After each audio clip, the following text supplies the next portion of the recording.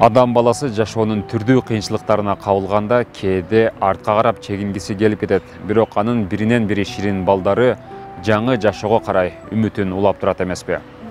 Тез кабар каналында кайрадан кайрымдуулук берүүсү. Сиздер менен мен Бекназар Абдыкасымов. Саламатсыздарбы? Бүгүнкү көрсөтүүдө биз 5 баласы бар, турмуштун оор сыноосуна кабылган Айзада Калматованын жашоосуна назар салмакчыбыз. Бағы 6 жаштагы кыздар биринчи класска барат. Оны көрүп ыйлайм. 6га чыгып калдык.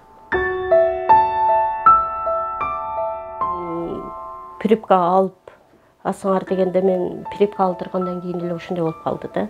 Анан судрук болуп эле жатып калып анан.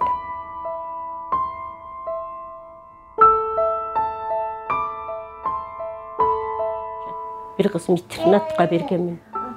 Колумда шартым жок. Şu балдар менен отурсам, балдарым интернатка бербей, мен жанымда жүрсө, жардамдашсын деп оюм бар.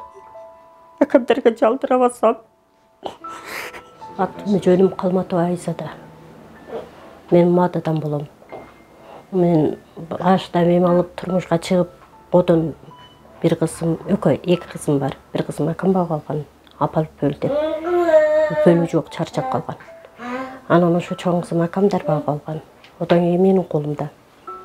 Ушулар, ушу кызым эме болуп калып, ошондуктан больницада, детский больницада жатканбыз кыйла эле.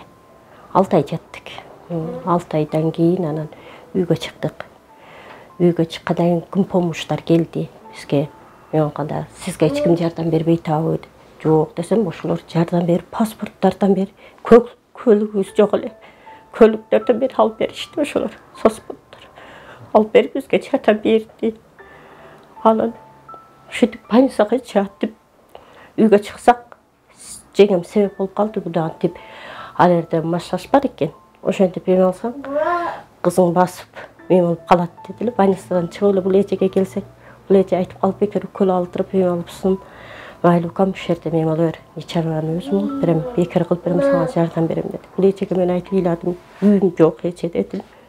Кыздарым менен кыйналдым дедим. Ар жерде эме боло бер. Ушул кыйналып азыр ушул эженин колунда жүрөм. Кызыңыз канча жашта? 6. Диагноз эмне коюш? Эч бала деп коюшпады. Эч бала дейишкен эле жок. Барабыз, жатабыз, мындай дарыбыз жок дейт. Алып бересиңерби дейт. Акчам жок. Майлы дейм, бирок паспортумду коюп алып берем дарыларды. Анан ушул эже жардам берип атат мага. Тамак ашман, мунусман, кыздарың алып келип мынерге эме болуп жүрө бер дейт. Карпалатыбызды төлөй албай атам. Кызым ооруп калып, ошондуктан төлөй албай калат. Кыйналып. Экинчи турмушум бирок бар никеден эме элекпиз. Өтүлөбүз. Ола беле оорукчу операция болуп. Чоң жашайсыздар? Азыр ол башка жакта. Мен жакта. Бир туугандарым бар, өзү менен өздөрү болуп калат экен. Барып жардам сурайын десең, балдары чоңоюп калды деп жеңемдер айтат экен. Өзүбүз менен антип, сиздин дилериң чоңоюп калды, өлкөлөрүң чоңоюп калды дейт экен. Сурай албайт экенсиң, сурай албайм. Ата-энем жок, өтүп кеткен. Атам жок, өтүп кеткен. Мен эме алып атканда атам 11 классында өтүп кетти. Апам 25 жашымда өтүп кеткен. 7 балага турмушка чыктым. Карылардын үйүндө экен. Кайнатам ошолордун үйүнө эме алдырып, ошака болгондо көнчү урат эле, тынбай келип турат элем. Бүгүн кетирет эле. Кайра эле ошо күнү келип калат элем. Ошентип атып, анан ошо колуман айрылып келгем, ошодон ажыратып алган. Ошоңчо жүрдүм үйдө одон бери. Анан 3 ай үйдө жүргөндөн кийин анан турмушка болуп. Мурда мен кафеде ит шак жууп иштейт элем. Ошто ит шак жууп атып эле. Ошо азыркы мынанын атасы менен биз таанышып калганбыз ошо. Ит шак жууп атып эле. Эметеле таанышып калганбыз. Şu menен эми алып жүрүп эле анан 3 күн 4 күн сүйлөшүп эле кайра эжелер менен тааныштырып, кайнэжемдер менен тааныштырып, олар менен тааныштырып анан эми алып майли үйлөнсөңөр мейман кылат деп кайнэжемдер мени алган. Бүгүндөн кайерде жашадың? Талдыкта жашадык. Өзүнүн үйүндө? Кайнымдын үйүндө жашадык. Bir haftadan keyin oşqa kelip düşürdük oşu. Kvartiradan başlap oşu, kelgenden başlap oşu. 8 yıldan beri oşda. Kvartirada. Estrandlarda işte attım. Yetişak juğan toy toplarga ketip kalat dileyim. Oşet yolda işlep жүргөм. Жүрүп oşet işlerim. Şu anda kafe-sofrada kança varız Gününde 300 сомдон деп калат эле, бура ачып 400 сомдон мейман алып берет эле. Өздөрү акеп берип, мейман алып. Тамак ашка ошо нан пандарын берет эле, нан пандарды алып кет деп берет эле. Одан бери ошентип топтоп мейман алып аткан. Сизде азыр акча каяктан келет эми сизге? Жеген-ичкениңизге? Жеген-ичкениме мунун пасоясын эле, пасоя менен жашап калганмын. Başta ошо мейман алып айганда ошо кафеде иштеп атып, ошо менен жашоо болгон. Азыр толук ушулардын пасоя менен жашаганмын. Жашап атам азыр кудайга шүкүр. Ушулардын пасоясы.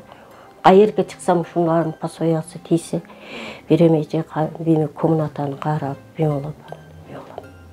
Канча пасоя? Ооба пасоя ошо бага кыздарым менен 4000 алам. Муга өзү 4000, 8000 алам. Апасы карап атат деген меме чыкты эле, токтоп калыптыр. Анан декабрда токтоп калган. Ошодон бери албай жүрдүк. Кол меме шартым жок, бара албай калгам. Тамак ашты өзүм берем колум менен. Колум менен жей албайт. Жатыш ушул отура албайт. Анан памперс кийгизем, эшикке көтөрүп чыгам. Бага 6 жаштагы кыздар 1-чи класска барат. Onu көрүп ийлейм. Алтыга чыгып калдык. Şu отура албайбыз. Тамак ашты өзүм берем. Туулгандан бери ушундай. Туулганда жакшы эле туулду, бирок кийин припка алып асыңар дегенде мен припка алдыргандан кийин эле ушундай болуп калды да. Судрук болуп эле жатып калып анан Наримаса да сүйүн ака менин колуман алып койду. Ошодон бери ушундай болуп калдык. Припкадан кийин анан ошо сүйүн ака менин колуман алып койгон, детский сүйүн ака бар. Ошо менин колуман алып анан каны жок экен кызыңан, кан тапшырышың керек экен дегенен анан акчам жок деп ыйлаганмын. Ыйласам мен сага жардам берем деген канды куйган.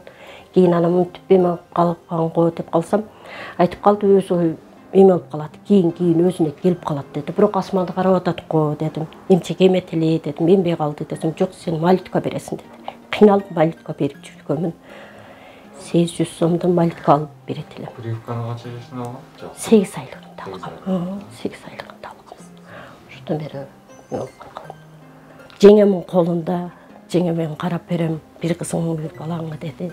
Бир кызым, бир балам жеңем колунда. Дагы бир кызым кайнымын колунда. Кече эле сүйлөшкөнмүн, апа, жакшысызбы? Тамара кандай? Жакшы болуп калдыңызбы? Кыйналбай атасызбы? Ошентишет кыздарым, балдарыма эле.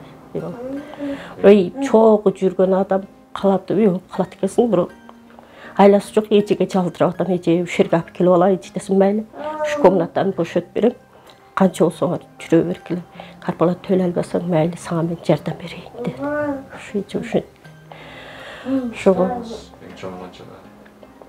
эң чоң 6-чы класс. Одан кийин 4-чү класс, одан кийин 1-чи класс. Мектепке барышат. Бир кызым интернатка бергенмин. Колумда шартым жок. Алайда, Күлчөдө. Эми бир кызым эле интернатка берип коеюн деп атам, колумда жок да, шартым жок. Эми кызым эле интернатка берип коеюн деп атам, 1-чи класс бүтүп 2-чи класска интернатка берип коеюн.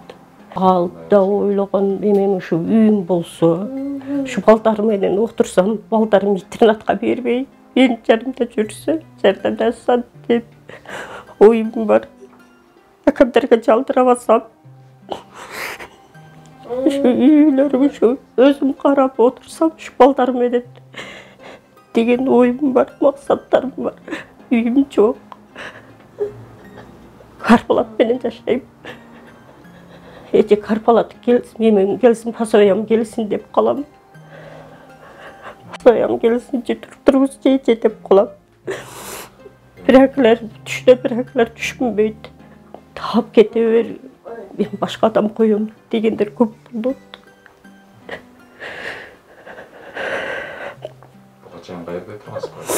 Одан кейін ошты, Зайнап жақта жашадым.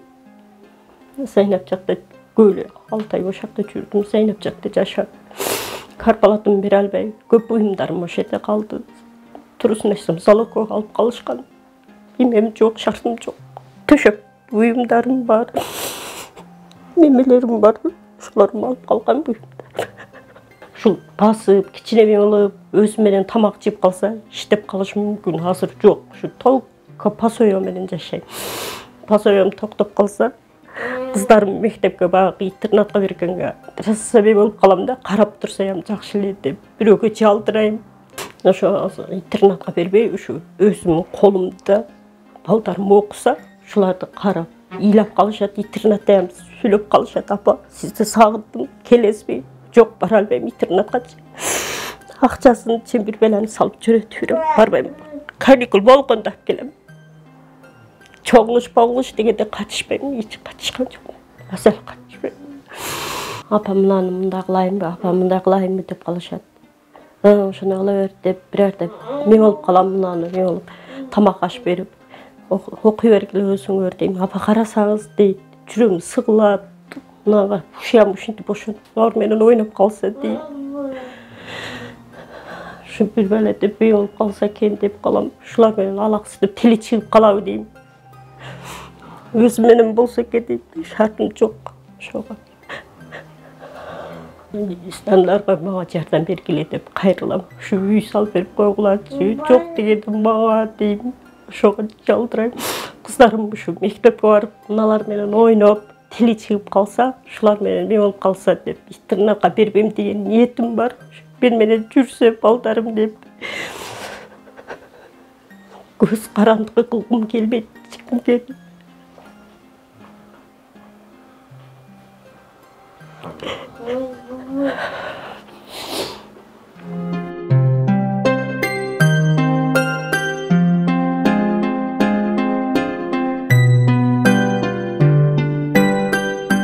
Эч качан эч бир эне кайгы тартып көз жаш төкпөсүн. Ар бир үйдө энелердин жана балдардын күлкүсү, кубанычынын гана үнү угулуп турсун. Сиздер жогоруда Айзада Калматовнун жашоо шарты жана турмушундагы кыйынчылыктар боюнча видео сюжетти көрдүңүздөр. Эгерде Айзада айымга жардам бере тургандар болсо, анын өзүнүн номерине түз байланышып жардам берсеңиздер болот. Же болбосо Тез кабар кайрымдуулук фондунун эл сом капчыгына дагы акча которсоңуздар, чогулган жардамдарды биз жеткирип бермекчибиз. Көрүшкөнчө саламатта калыңыздар.